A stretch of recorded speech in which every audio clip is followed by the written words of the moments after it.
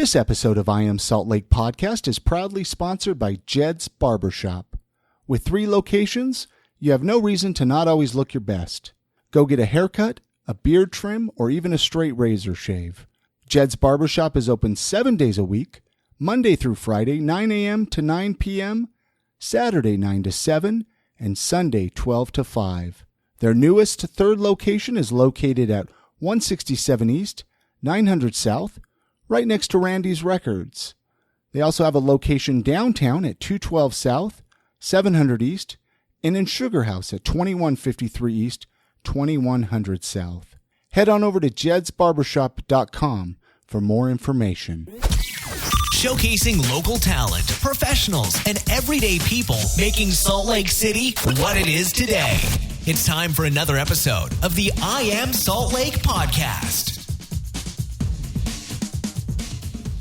Welcome to episode 288 of I Am Salt Lake podcast. My name's Chris Hollifield. And I'm Chrissy Hollifield. Today on the podcast, we sit down with Ben Peck and Wade Shearer. They are 2 of the founders of the Front Conference here in Salt Lake City, Utah. I've actually never heard of the Front Conference before. I'm so unfamiliar with it. I'm going to let Chrissy actually do the introductions for this episode of what the Front Conference is. Because I'm sure there's a lot of people listening right now that is like, what is the Front Conference? Yeah, it is. And it's something that I've talked to you a lot about. These guys are people who work in the same field as me. They do user experience design. And they got together one day and decided to build a place for designers to come to keep learning. Because UX design is fairly new. It's a new industry and there's not a lot of resources. So these guys have single-handedly made such a great thing for all the designers to come in Salt Lake. And that's what we're going to talk about. And the tech boom here is incredible. And that's one reason when you brought this idea to me to bring them on the show, I was like, let's do it, because we really haven't talked a lot about that whole industry. It's interesting because the tech scene, it's going to become such a huge part of Salt Lake. And we're watching it, but, it's kind of fun to see it as it's growing. Absolutely. Yeah. So we're going to get into that conversation here in just a minute. Before we get into all of that, I want to invite you to join our I Am Salt Lake Community Facebook group. It's a group we made for listeners of this podcast to come so we can talk about all the rad stuff in Salt Lake City, including this podcast. And you can join the rest of the listeners in the group by going to iamsaltlake.com/group. And that will forward you right to Facebook where you can request to join up. Hey, from time to time, we run into those events that we need a photographer, whether it's a family get-together, headshots, or like Chrissy and myself, we were looking for a wedding photographer. We want to invite you to check out the photography of local photographer Amanda DeWolf. She took all of our wedding pictures, and I know that I don't think I could have been happier with the way that they turned out. I absolutely couldn't have. They were so good. You can go check out all of her work by going to her website, amandakmemories.com, and get in touch with her. Again, the website is amandakaymemories.com. Hey, I wanted to mention this, depending on when you're listening to this. If you're listening to this before 8:20 on Monday, July 31st, so basically, I know there's only a few... In the next few hours. Yeah, in the next few hours, basically. Set your alarms. Turn your radio dials to Mix 105.1. They'll be broadcasting a segment that they did with me called Meet the Blogger/Podcaster. They did about a 5 to 10 minute interview with me. I went down to Broadway Media on Friday and they pre-recorded it. So he said as soon as they air it, they'll send me a digital file. Oh, that'll be cool. I'll put that up on iamsaltlake.com. Yeah. That way people can check it out. But if you can listen live, that would be great. Let's.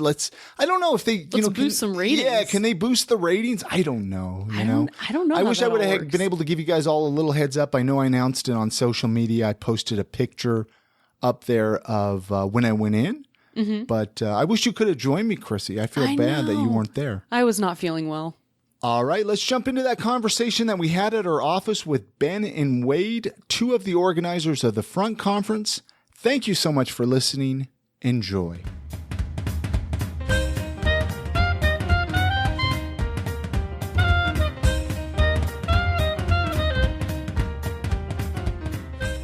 We always like to kind of go back to even find out for listeners to get a little bit of history of the people we're chatting with, where they grew up. Sure. Are you from Utah? Did you move to Utah? What's your story there? We can start with you, Wade, if you want. Sure. Yeah, I'm Utah native. I've lived here my entire life. I grew up in Orem. Consider that home. And I moved to Lehigh 16 years ago. And you've been there ever since? I've been there ever since, yeah. So you've probably seen a lot of change here and growth and... Especially in that area. A lot of change, and specifically in that area. And it's funny that you ask. I was just talking to somebody about that a day or two ago.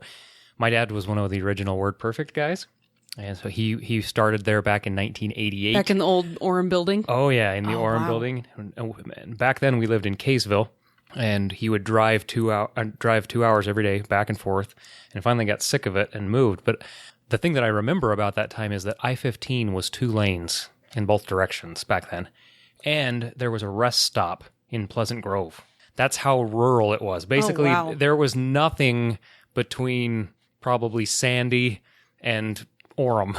Yeah, it used to just be open land. And, I mean, I'm exaggerating a little bit, but it was probably not by much. Yeah, it was so open that there was actually a rest stop where you could pull over the side of the freeway and use the toilet and keep going on your way on to your Orem. commute to work. On the way to Orem.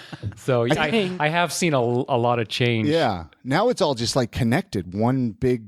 Virtually, not a whole lot of dead There's land, not much, and then they're going to be between. filling it in pretty soon, especially with all the new tech coming in. Absolutely. And I just read an article yesterday about how they're predicting that the population of Utah County will match Salt Lake County by, I think it was 2048. Yeah, like I think I saw that article. It's in the Tribune. I might have read it. Orem will look a lot more like Salt Lake City. Oh, You know, the thing is I think it already is to a degree. It's just...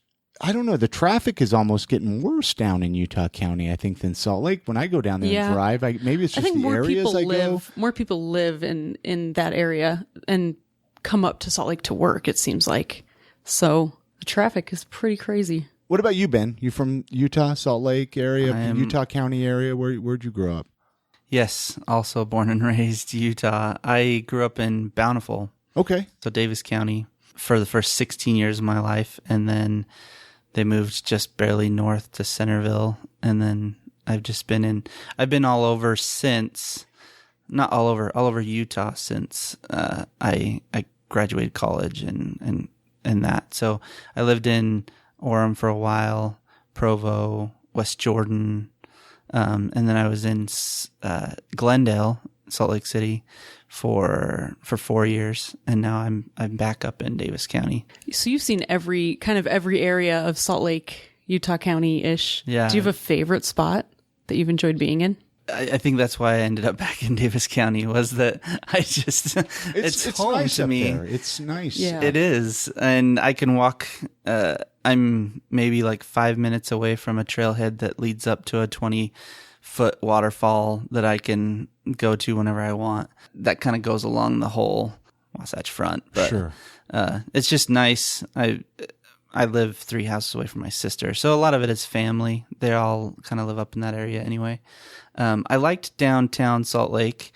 The culture was definitely different and unique, I think, because in Glendale there was a lot of Hispanics, a lot of Polynesians, and you got a good mix of the culture here in Utah, which I liked. So obviously we're here to talk about, or at least I believe we're here to talk about, about the... You guys are the founders of the Front Conference. So we're missing one person, right? We are, unfortunately. And obviously I'd love to get more into, the tech industry boom here that's happening, your guys' input on that. But the one person we're missing, so it's just the 3 of you. Mm-hmm. Okay, who are we missing? Just to... Andrew Branch. Andrew Branch. And how did the 3 of you guys actually meet? It was Tinder, if you... Oh, just kidding. Hey, that's a great place. I like this guy over here. Right? I like this guy. No. We want to... Yeah, that's just... I don't want to even riff off that. We'll just leave that one right there. Go, Ben. I think... So Wade and Andy first connected, but it was about 4 years ago that I connected in with them. as a designer, I was moving from being a more graphic designer to a web designer to more of a product designer, UX designer. And there were groups around that, like AIGA, the Ad Federation here locally, that had some things going on, but I couldn't find something that was talking about the type of work that I was doing or had the people that were doing the similar work as me. So I found Andy and Wade doing little meetups just to talk about UX design and where it was going and whatnot. So I kind of just invited myself into their little group. Hey, it worked out for the rest of us. So thank you for doing that. And then how did you and Andrew meet? So I have been very active with running and starting user groups ever since college. So back when I was going to Brigham Young University, I helped run the Mac users group. Then I started the Utah PHP users group, and then I started the Utah Graphic Designers Guild. And so I'm the kind of guy where you're very community based. I'm very community based, and I like to give, I like to teach, but I also want to learn. And so if there's something that I need, I'm just going to go find it. And if I can't find it, I'll just create it. What is it about these groups that you like? I mean, that's a lot of effort and energy and all of that to get these kind of groups going. It's a great way to learn, though. And you also get the support from the community. I'll just give you an example. So the thing that motivated me to start the Utah PHP users group was that I was trying to learn how to program. I was just teaching myself. And so I found the Utah Linux users group and the Provo Linux users group, and I was going to their meetups, but nobody would talk to me about PHP. Because they were interested in other languages. They wanted to talk about Linux. They would just kind of shun me and stuff. And I said, fine, forget you. I'll go start my own group. And I started my own group, and all of a sudden I had 100 people coming to it. Because there was all this interest, and it just kept building and growing. And it was a huge active group for a decade. Technology has since moved on, and PHP is the redheaded stepchild of the internet now, right? Yeah. It doesn't get the credit that it deserves. That even today, a third of the internet runs on PHP just with WordPress alone. It's I would not build a product using that language today, but it definitely has its place in the history of the internet. But so I'm still really not answering your question. But how we're getting there. How did Andrew and I meet? So similar to Ben, my career started out in graphic design, and then it pivoted and turned over into user experience and interaction design. And so again, I wanted a community. I wanted people that I could talk to about this and learn. And so I found what was the local chapter of the Interaction Design Association, which is a worldwide association. And Andrew was running that with another fellow, John Juvenile. John had just stepped away and was leaving Andy on his own, and I showed up as eager to participate. And so I joined Andy, and we did that, the two of us, for, it seems like it was a year and a half or something before Ben jumped on, and then Ben volunteered as well. Yeah, so I was up in Salt Lake City downtown, and they were down more in Lehigh. I can't remember where you were. I think you were at Vivint at the time. I just couldn't make it down to the events that you guys were doing. You were doing a lot of lunch events that were just kind of discussing groups. I mean, the group was fairly small at the time. There was 20 people, 30 people at the time. And I wanted to do some events up north, and I was just like, hey, can I just do a couple up here? Are you okay? I'll approve like what I'm going to do up here in Salt Lake. And I just started doing ones up closer to me. And then as the group kind of grew, we started getting a little bit more organized with how we did it. But yeah, which is great because everyone lives in different parts, and you do a lot of meetups at lunchtime through the UX meetup group.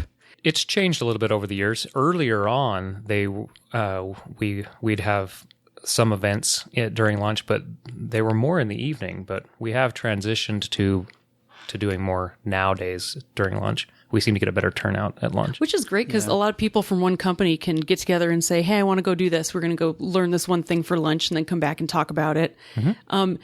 So from there, you guys somehow came up with an idea to create a UX UI conference, a product conference in Utah, based in Utah. How did that happen? Yeah, it's something that we talked about for a while, actually, before we even pulled the trigger on it. Part of the reason that we kept investing into the group and as it kept growing is because of the hunger that was there. We just felt this deep hunger and desire for training. People just wanted more and more, and there really wasn't anything bigger. If you rewind 4 or 5 years ago, there were a couple design conferences around, but there were no product conferences except just one. Just a year before that, Mind the Product had started, and that was started over in London. And that's far away. Yeah. To just run to a conference. And then 2 years later, they brought it to San Francisco. And right about that exact same time, we're looking around and thinking, hey, we need to do more. When we partnered up, Ben had mentioned just briefly, we had partnered up with the AIGA, and we had joined them in Salt Lake Design Week. Salt Lake Design Week had done 1 year, and now it was the second year they were going to do it. And Salt Lake Design Week is a conference for everything design, everything from sculpture, which to is such a photography, broad spectrum, interior design, everything. And we said, hey, we'd love to join you and promote what we're passionate about. We want to do a UX track as part of your event. And so we did 2 full days from 8 to 6 of just talks back to back to back to back. It was probably 16 different talks. And just the three of you? The space. No, we brought in. We just arranged it. Wow. But we had speakers talking back to back for 2 days, and the space held about 100 people, and we had standing room only, full house, packed the whole entire time. And the thing that I love to tell about this story is that we had more events within our 2 days and within our track than all of the rest of the Salt Lake Design Week. Oh, wow. Combined. Well, and there's a huge hunger for it. We have probably most of our listeners are unfamiliar with what UX is or really product. Yeah. How would you explain what we do, like what this conference is about to them? Yeah, Chrissy, what do you do? Yeah. I like to tell people, right? I had to, you know what, I broke down to a point where I would just tell people I make the buttons. Like, have you ever looked at an app or a website? I make the buttons. Like, it's a difficult thing to explain. It is. To, someone who's not interested or Oh, yeah, used we to struggle with that all the time. I mean, that's like the core of what... It's a very new thing, too. Exactly. And I think that's what the core reason why we created the conference. We felt like it needed to fill a need. There were design conferences, and then there were business conferences, but there was no like UX design conference or even product management conference. So we realized quickly that through this like free meetups that we could gather these people together, and that's where it came from. But to like answer your question, that's like no one understands what UX design means. Yeah. And even our own industry argues over what it means. So to kind of give an avenue for us to talk about it collectively, even for our own industry, helps us quite a bit. And I mean, it's really easy to just try to imagine, or we're trying to make the experience of someone using an application easier. I mean, that's the simplest way of describing what a UX designer does. But then going into like the minutia of, well, how do you know? What's the research that goes behind it? What is the design that you actually do? Mm-hmm. How do you determine whether it was successful or not? That all plays into what a it's UX very multifaceted. Yeah, it's not just like making something pretty; it's making something work. Yeah. So I'm a UX designer, and I'm super grateful that you guys put this on, because you've created a support system here in the Utah area, and it's expanding. There's so many people moving here to do this kind of work because Adobe came in. I think they're building a second building now too. They did.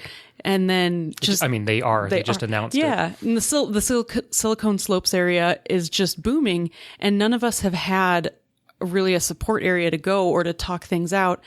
And so you've kind of created a new community here for all of us. And I think a lot of new people are going to need that when they come here, especially. And I think that one of the things that has been most successful about just the group, is that we made it free and we made it as easily accessible for anyone to share. So one of the things that within the process of growing the community is we quickly understood that people just wanted to see what other people were doing within organizations. So like, how do you do things at Adobe? Or how does the team work? Or how is it structured? Come to a community event and just show us how to do it. And people would flock like crazy people love food, so they'll come out for food any day. Of course. Right. Free food's great. Absolutely, yeah.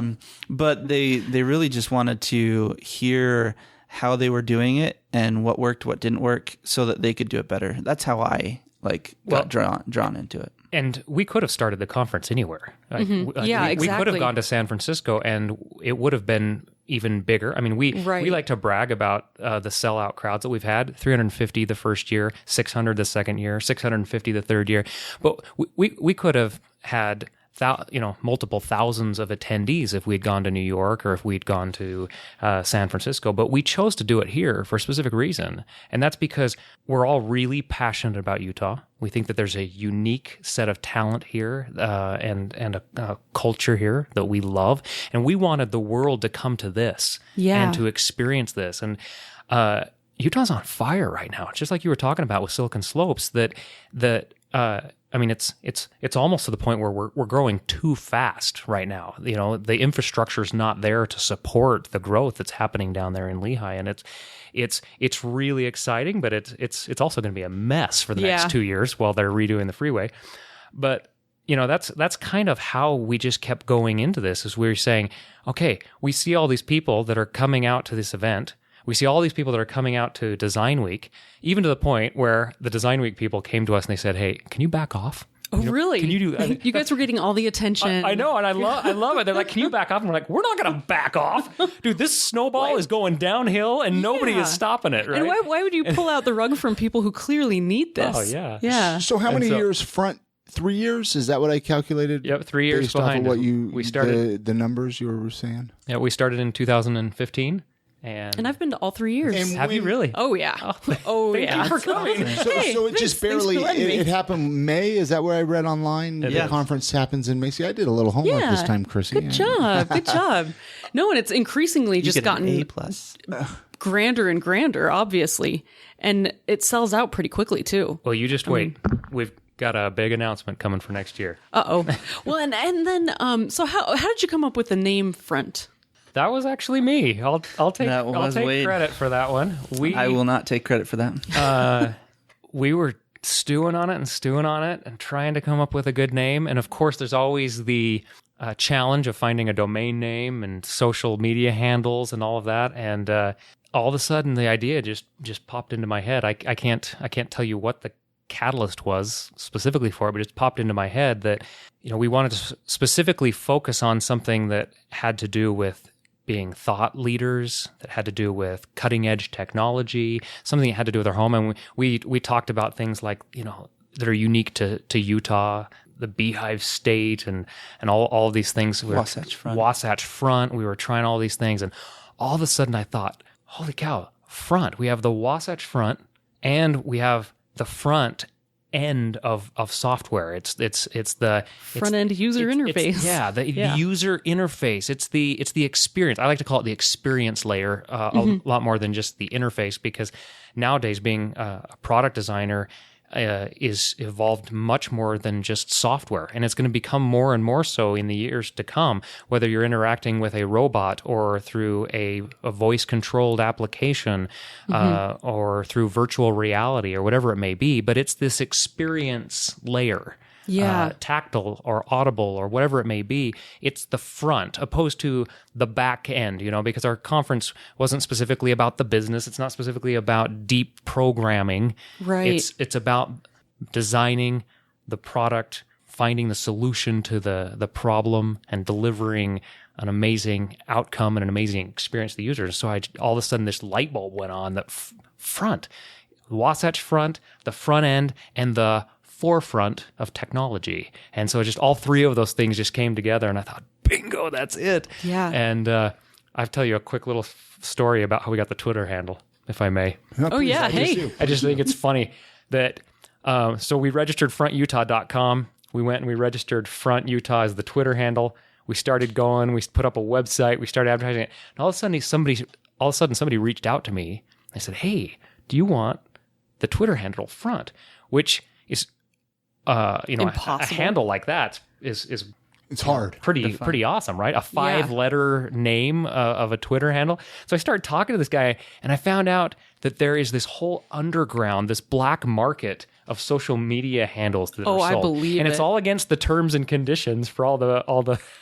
So did you end up getting Front? We did. Did it cost a pretty penny? It did. It didn't. It did cost. We had to pay for it, and this is the part you probably shouldn't be recording because it's we did have to pay for it. But I found out I helped a kid in the UK pay for his tuition for college with buying this Twitter handle. I thought it was pretty awesome, but I was so scared that it was a scam, and we had to arrange this deal where we would wire him the money to his bank in the UK, and I'd only send him half the money, and then he would send me the password.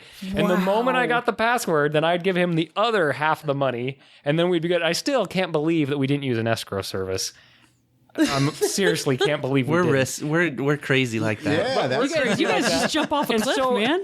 And what's funny is he didn't wipe the account when he gave it to me either. So you know how in Twitter you can have direct message conversations with people? Sure. I went into the Twitter account the moment I got it, went in and changed the password.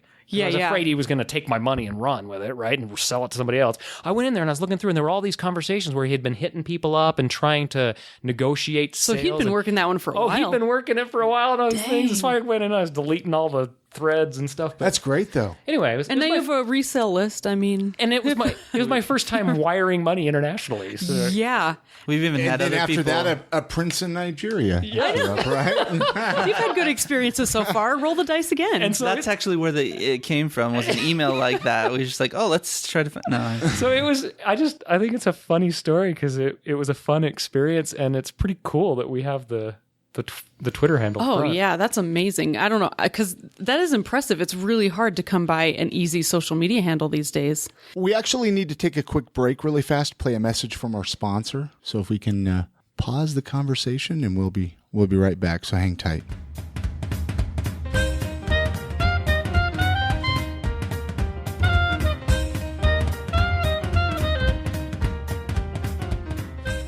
This episode of I Am Salt Lake Podcast is proudly sponsored by Jed's Barbershop. With 3 locations, you have no reason to not always look your best. Go get a haircut, a beard trim, or even a straight razor shave. Jed's Barbershop is open 7 days a week, Monday through Friday, 9 a.m. to 9 p.m., Saturday 9 to 7, and Sunday 12 to 5. Their newest 3rd location is located at 167 East, 900 South, right next to Randy's Records. They also have a location downtown at 212 South, 700 East, and in Sugar House at 2153 East, 2100 South. Head on over to jedsbarbershop.com for more information.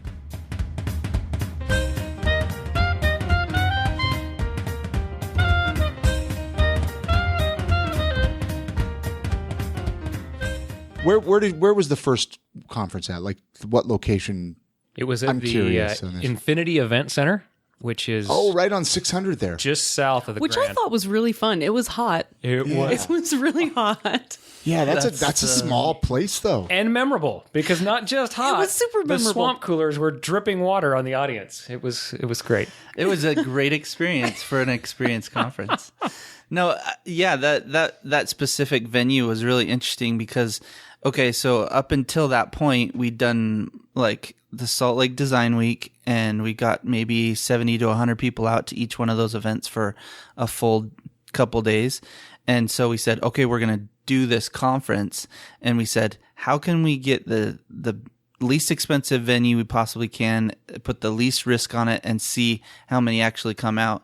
And it was that we debated over multiple venues about what we could do. We wanted it downtown, but we wanted kind of like this kind of grungy-ish, not grungy-ish, but very like artistic, like underground. Yeah, underground type venue. And we found that, and it could scale up to people maybe I think we tried to fit like 400, 500. I think they claimed the capacity was 5 something.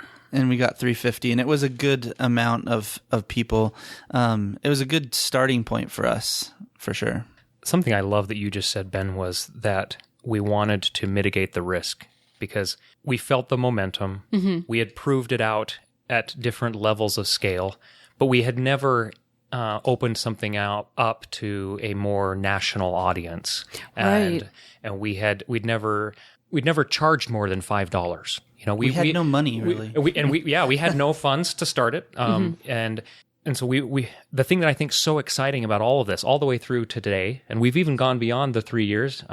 We've started a sidecar event called Front Park City. Yeah, which is this boot camp. You call it Back, right? Yep. Okay, that's the nickname for it. But I mean, you look at how successful it is now and all of the momentum behind it, but we didn't just go whole hog in. You know, we didn't go and mortgage our houses, or I didn't go and liquidate my 401k and go and just pay for all of this at once. And that's what I think is so exciting, because we call this the case study conference.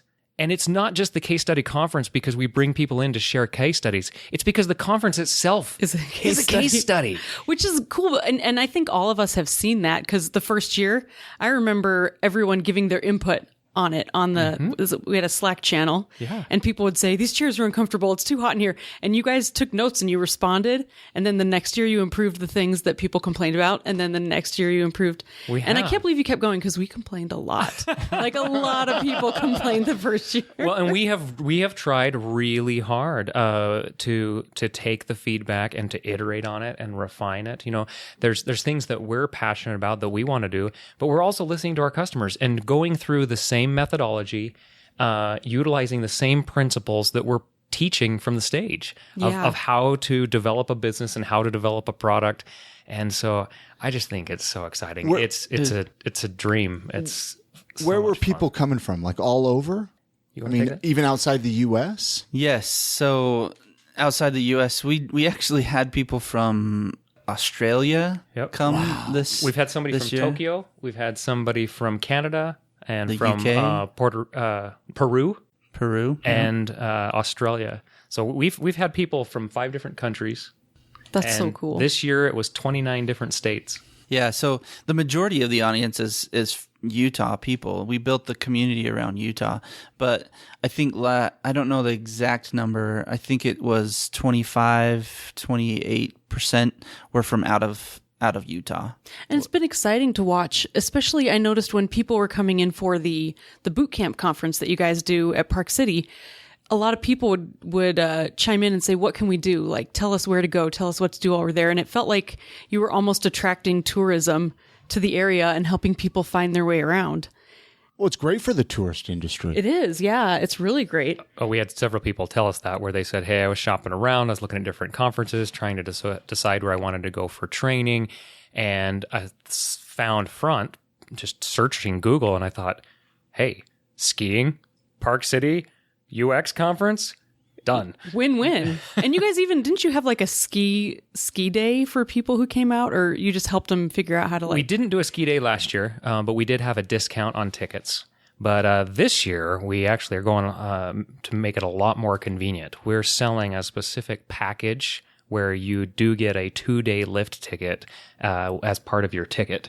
And so it's all just baked right into the ticket with the next conference. Yeah, this one's coming up in January. It's the 4th and 5th of January 2018. Okay, the 4th and the 5th. I mean, we'll put links to that. Yeah, I was going to say we'll put links up at iamsaltlake.com with this episode, so people listening can come out to it. I mean, check it out if it's up their alley. The web address is frontutah.com/bootcamp.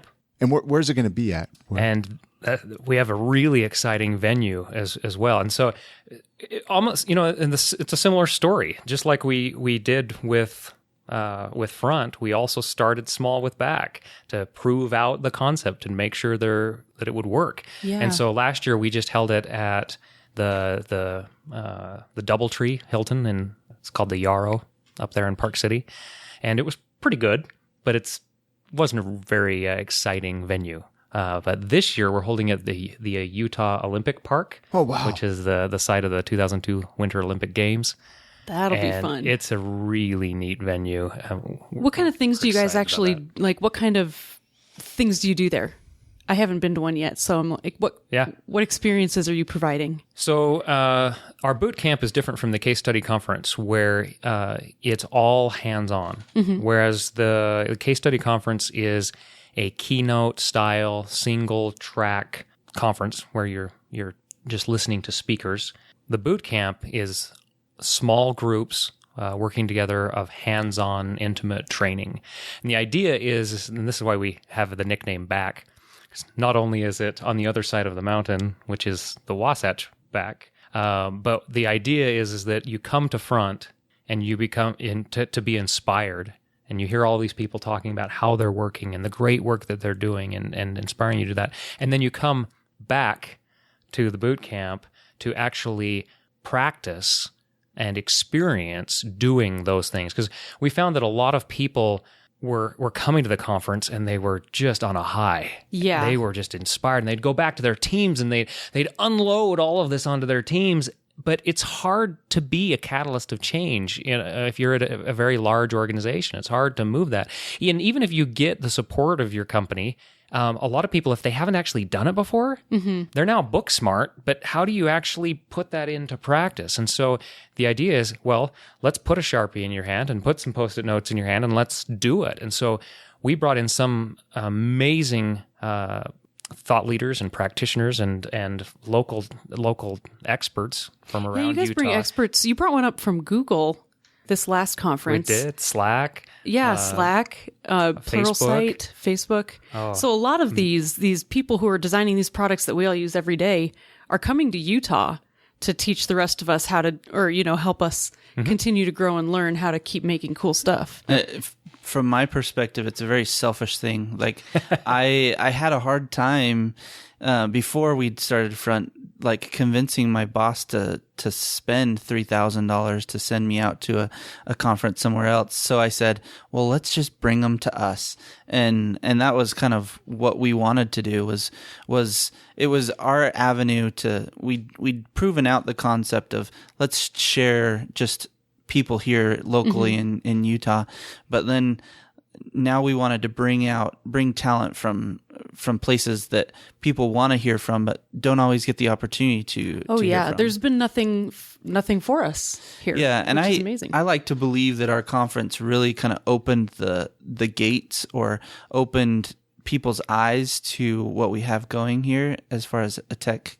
The VCs here in Utah really like to push how we're stacked compared to like a Silicon Valley or to New York or to some of the bigger areas. But I feel like we've opened the gates. Utah mostly had been seen as like a sales run organizations or tech companies. And I think we've kind of opened that to say, hey, we do have a lot of tech companies here that are very product focused and we're doing some amazing things. So now, you mentioned Facebook and Google and people from that. Like, would somebody like myself benefit from a conference like this, or really only if you're like a UX designer type? Can I answer that as like a person who's been there? Yeah. I think that anybody who is interested in being a creator of anything in general would benefit from this conference. I mean, they did a case study of an experience of a robot delivering things this last time in a hotel. That was Daniel Burka from Google Ventures. Oh yeah, okay. So I thought that was Google Ventures, and so he went through the whole process of how they figured out how to make the robot sound, if they should give it a face, how people react to different things, how it should get in the elevator and get off the elevator, and it makes you think through a whole experience of pretty much anything, like anything people do, they're experiencing life. Like a door. How do you make a door? It's confusing. Do you push or pull? There's experience in that. And then if we're creating a podcast, we have to think about the user and how they're going to experience that end of it. So it's more of a broad, just how are random people going to experience the thing that you're interested in and that you want to explain to them? Does that make sense? Well said. No, it makes sense. I mean, I was just curious even for our listeners, right? Like, yeah, if someone's like, interested. Well, that sounds like it's sort of up my alley, Or if you want to start a business, I would say just any regular entrepreneur would gain a lot of insight on how to pay attention to your customers and think for them. So we had a man named Bob Baxley who came last year, and he kind of explained to the audience the need that we have just nationally of what we need as for designers. So we don't have enough designers to actually keep up with the amount of work that these tech companies need. I think he threw out the number, I may be quoting him wrong, like 159,000 designers in the next 10 years. And if you kind of imagine that, how many designers in the US do you feel like we have? So we're having, a lot of these companies are having to, so take Airbnb. Airbnb came last year as well, Keenan Cummings, and he kind of explained how they work and the different varying talents that each one of the designers come from. Some of them come from architectural backgrounds. Some of them come from, it's really interesting. I guess that's the joy of the UX designer discipline, is that you can come from a different perspective, but know I'm building something to improve someone's life. And it's very based in psychology. I mean, it's such a weird place that almost anyone can get involved in just on their level. It's a discipline that has people coming at it from, I'd say, more different roads than about any other occupation. It really does. People come at it from tech, people come at it from business, people get their MBA, people come at it from a psychology background. It's really exciting, and I actually think it makes it a really fun space to be in because there is such diverse backgrounds. Whereas like if you were an engineering major or something, I feel like it's a much less diverse group. It's a very prescriptive way to become an engineer. It is. Designer's kind of almost even the wrong word at this point, I would say. Problem solver. But you can't tell people you're a professional problem solver. But and maybe it would make more sense. I'll tell you what, every time I tell somebody that I'm a designer, they never understand what I do. And the thing that drives me, speaking of engineers, that drives me nuts the most is anytime you tell somebody, hey, I design software, like, oh, you code? Like, I didn't say that. I said I design software. Yeah, you can't win. And it's like, I don't have the time to explain this to you. It sounds like it's a good field to get into. Absolutely. I would heartily recommend it to anyone. Almost everyone I know is hiring, and like you said, we can't find people to fill the spots. It's an exciting space. There is a major void of talent. Companies cannot find the people that they need to hire, and it pays well. It's a great occupation. I mean, from your perspective, not being in the industry and wondering if listeners are wondering if it'd be beneficial for them, I've heard countless stories of people going to the conference and getting a job out of it. Or a lot of what we're encouraging right now is better ways to help those people who may not have that much experience. You're seeing companies start to create apprentice programs within their company because the schools can't pump out students fast enough. Or there's boot camps that get popped up like Dev Mountain or Dev Point Labs to kind of try to booster them into getting into the field. But just to give you a pure example, having spoken with people from Facebook, they are hiring 300 new designers just this year. Like, just to give you like an example of scale of what Facebook is? Facebook, just designers. That's not the company. Facebook is. Yeah. Mm-hmm. And they already have 400 designers. So just to give that imagination a run there. IBM, you wouldn't actually think this, but IBM has over 1,000 designers. They're not one. They actually hit the ratio harder than anyone that I've heard. Most companies will have a ratio of 1 to 6, and this is designer to engineer, 1 to 6, maybe getting it down to 1 to 4. But if I heard right, they got theirs down, or they're pushing to get theirs down to 1 to 2. Oh, yeah, that's so great. Which is amazing for the industry specifically, but just people are investing in design. So I just started at Jane.com, and they didn't have a product department, and we've scaled in the last 3 months from 0 to 7, 8 people, and the plan is to get to 16 as quickly as possible. That's just how fast they see the need, the value, and the what I guess we kind of are feeling that and helping them learn. I think that is the thing that we do really well with the community group of Product Hive and Front. Both of those groups are really fueling just learning as fast as we possibly can collectively and sharing as much as possible. Yeah, and it seems to me with you guys having these great things put in place, we already know the Silicon Slopes area is growing. A lot of companies are coming up here because it's better for their taxes or whatever their excuse is. But there's so much talent up here, and now you guys have created on-site training for that area to grow a ton more, especially for the design field, because you can't build a product without the designers at this day and age at all. So kudos to you. You were going to say something, and I was going to say that's what makes it all worth it to me. You had said, man, this is a lot of work. The time investment. How do you guys, or why are you doing this?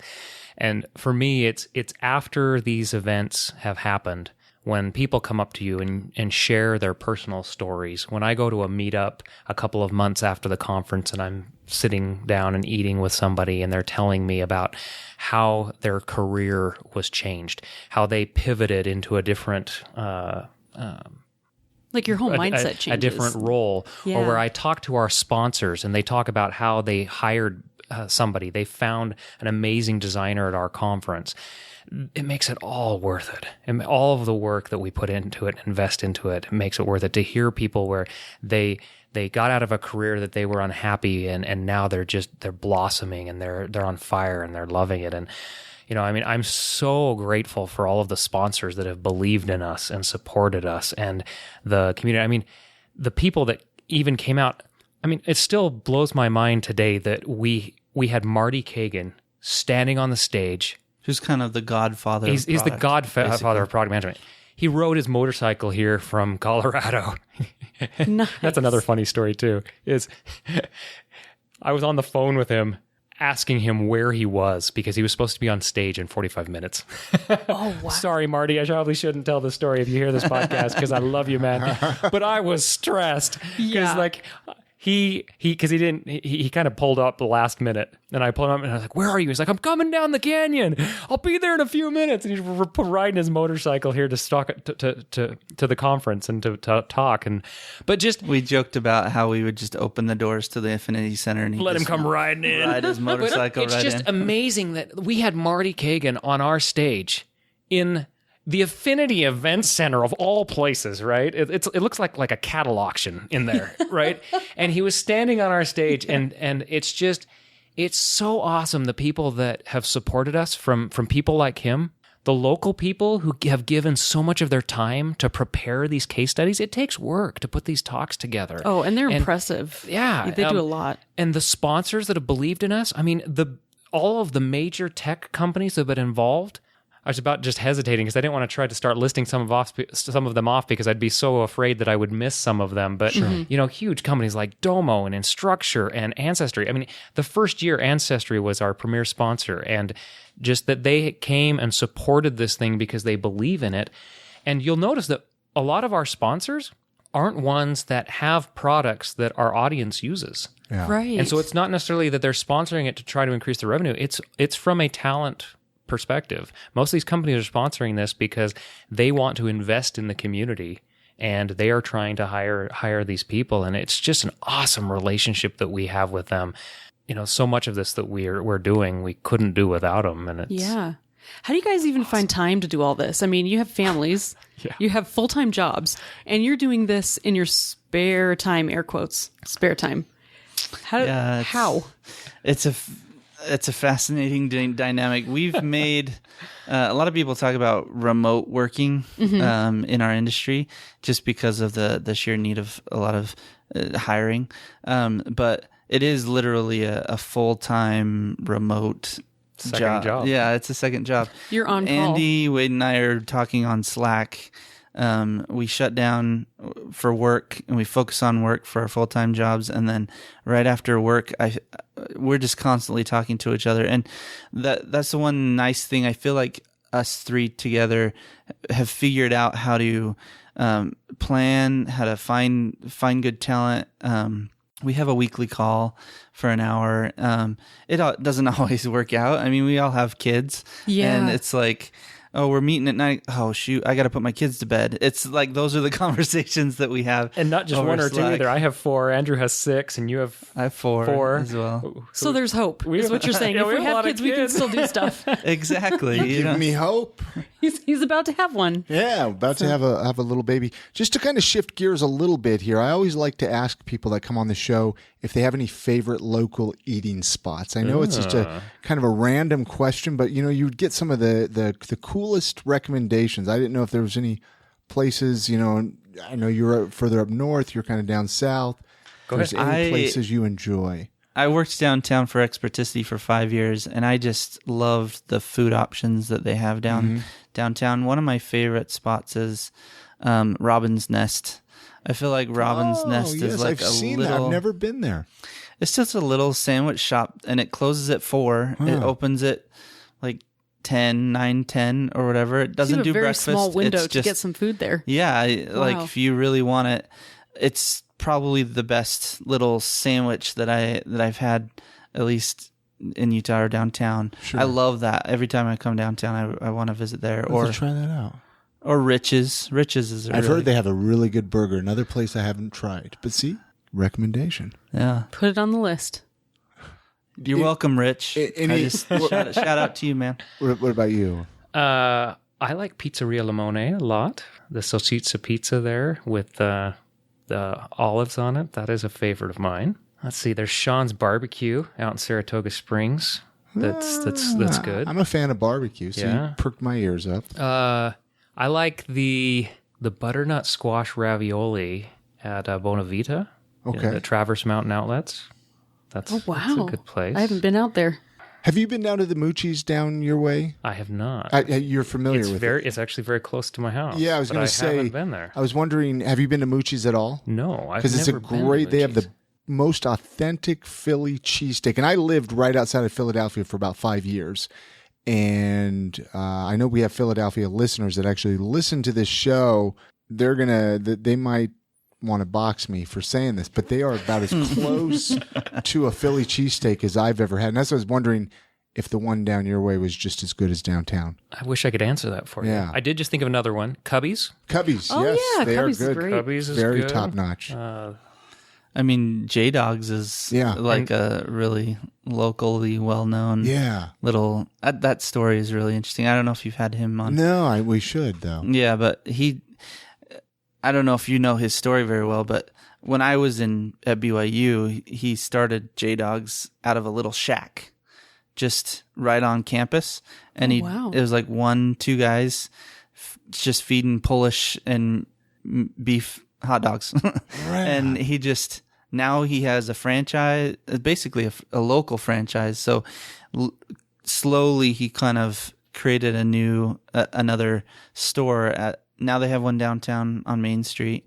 They have one in Lehigh. They have one in, I don't know how many they have, but I'm a big fan of J-Dogs. I didn't even realize they started that small. I did just think of another one. There's a place in PG called Cravings, and they do gourmet grilled cheese. And probably the top item on the menu is the Monte Cristo. But then you can take the Monte Cristo and deep fry it. And And have a heart attack. it is amazing. And then I looked at the calories after I ate the thing. I looked at what was in it, and I've never gone back. But it's worth a try one time, it's one right? of those one in a lifetime things. Oh, right? it You was gotta like try it Heart one Attack time. Cafe. Yeah, sure. It was Sure. good. It was good. Should we run down content? Yeah. Did you have any more questions? I know we're getting kind of close on time Yeah. here, so I didn't know if there was any more questions or if we want to run Yeah. down the list of contact. Quick before contact, as user interface designers and product designers, what app do you use most on your phone? It's very telling, and I'm judging you. Probably Reader, REEDER. It's an RSS reader. I'm a admitted news addict. I'm I read Like all sorts of kind of news? Yeah, Or I subscribe anything? to probably 100, 200 feeds, and I have to pace myself and set limits that I only check it.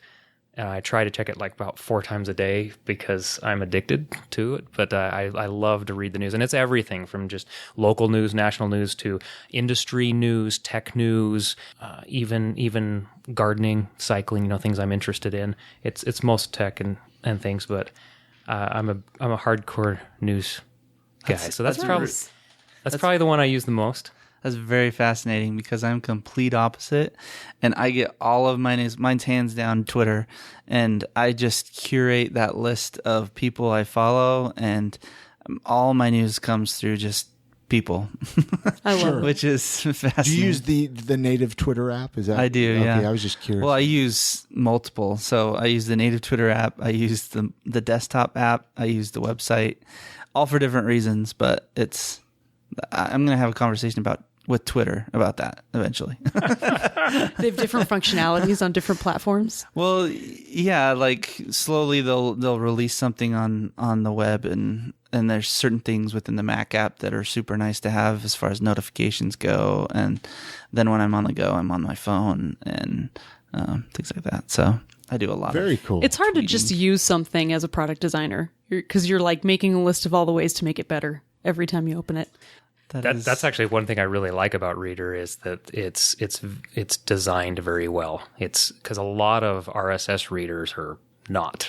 Yeah. they're Clunky. very, very clunky, and this is just a smooth app. It has really nice, just subtle animations and transitions. The typography is really nice. The color palette's nice. It's a great app. I'm sold. I'm totally going to download that after this. So let's find out how people can contact you guys and learn more about you. So that's easy. Ben's on social media. I'm not. Oh, okay, cool. You're on Medium, though. People can find your articles. Do you not even have a Facebook? I do not have a Facebook account. That is, every time I meet somebody who doesn't have a Facebook, I'm very It's like impressed. I don't exist. Yes. It kind of is, actually. I like that. No, I kind of respect you for that because you have no footprint out there, right? You're nothing to like. I do have a footprint. I am on Medium, and I'm very active on LinkedIn. And the reason that works for me is I'm okay being in the public eye as part of my professional life, but I don't have any interest for my personal life to be out there. So I can respect that. I'm not on Twitter and I'm not on Facebook, but you'll find me on LinkedIn. And That's why he has free time to make stuff. That's what all the rest I'm of not us on. do. I'm not on Pinterest. I'm not on Instagram. I'm not on. I mean, you have WadeShearer.com. Chat. WhatsApp. What's that? All those. And then Tinder. Tinder. I'm not on Tinder. That's it. We're not getting any more people speaking from any of those things you never use. What's your Twitter handle, Ben, if you want to give that out? Ben Peck. Ben Peck. Simple enough. But I'm Ben Peck everywhere. Basically. I'm. You can find me at wadeshearer.com. And then front, there's FrontUtah.com. FrontUtah.com, and then front on Twitter, right? That's right. Yep. At front. To follow that, because obviously, I mean, that's... Even though I don't use Twitter, I heartily recommend you following us and would encourage you. The conference is very active on Twitter. Yes, the users are very active everywhere. So just connect with those guys. Is there a Facebook page for Front? There's not. We don't have a Facebook page for Front, just the website. And I mean, there's Product Hive, which is the community, so it's a completely different name, but producthive.org, Utah, or frontutah.com. And then me personally, just Ben Peck on Twitter. Okay. Ben Peck everywhere. Medium. I'm on Medium a lot. Yeah, you're on Medium too. Go read their stuff. I like your guys' articles. Cool. Oh, thank you. Obviously. All right. Many thanks again to Ben Peck and Wade Shearer for coming on this episode and sharing their story and sharing the story of Front Conference. I don't know. I kind of want to go next year. I think you should go because I'm going to go. Well, and it would be fun to bring you because I actually take tons of notes and I always I want to share them with you afterwards because I get so excited. I don't know. There's just so many conferences that I see going on. Yeah. And it's like, I want to go to this one. I want to go to this one. I want to go to this one. And then here we are going to have a baby. They take babies in conferences, right?